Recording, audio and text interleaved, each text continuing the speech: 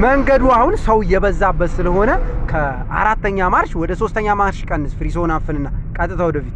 በጣም አሪፍ። ለምንድነው ከ4 ወደ 3 የቀነስከው? መኪናው ረጋ ብሎ ቀስ ብሎ እንዲሄድልህ ማለት ነው። ስለዚህ ሁሌ ማርሽ እየቀነስ በመጣ ቁጥር ሁለት ጥቅም ነው የምታገኘው። አንደኛው መኪናው ይረጋጋል፣ ሁለተኛ የመኪናው ጉልበት ይጨምራል። እዚህ ጋር ግን ማርሹን የቀነስ ነው የመኪናውን ጉልበት ለመጨመር ሳይሆን መኪናውን ለማረጋጋት ነው ማለት ነው። ዳገቢውን ግን የምቀንሰው ምንድነው? የመኪናውን ጉልበት ለመጨመር ነው ማርሽ የምቀንሰው ማለት ነው።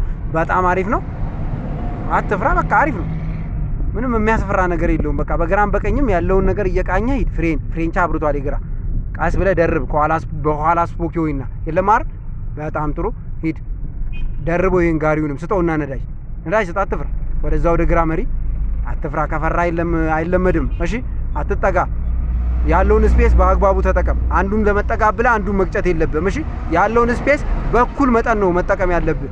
የመኪና ቦዲ 2 ሜትር ከሆነ የጎኑ ስፋት ያለው ክፍተት ደግሞ 4 ሜትር ከሆነ በቀኝ በኩል 1 ሜትር በግራ በኩል 1 ሜትር ነው አድርገህ ማለፍ ያለብህ ማለት ነው። በአንዱ በኩል ተጠቅተህ በአንዱ በኩል ደግሞ አስፍተህ አታልፍም ማለት ነው። በጣም አሪፍ ነው። ማርሽ 3 ላይ ነው ያለው። ፍሬን ያዝ።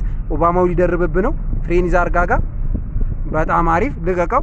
በቃ እሱ ወደ መስመሩ ገብቷል። ፍሬንን ደግሞ ለቀቅ አድርግ። ያው በደንብ ከተረጋጋ ደግሞ ሞተር እንዳይጠፋብህ ፍሪሶን አፍነህ ከ3 ወደ 2 ትቀንሳለህ ማለት ነው። አሁንም በደንብ ከተረጋጋ ፍሪሶን አፍነህ ወደ አንድ ትቀንሳለህ ማለት ነው። ከአስፋልት እንዳይወርድብህ። ፍሬን ይዛ አርጋጋ።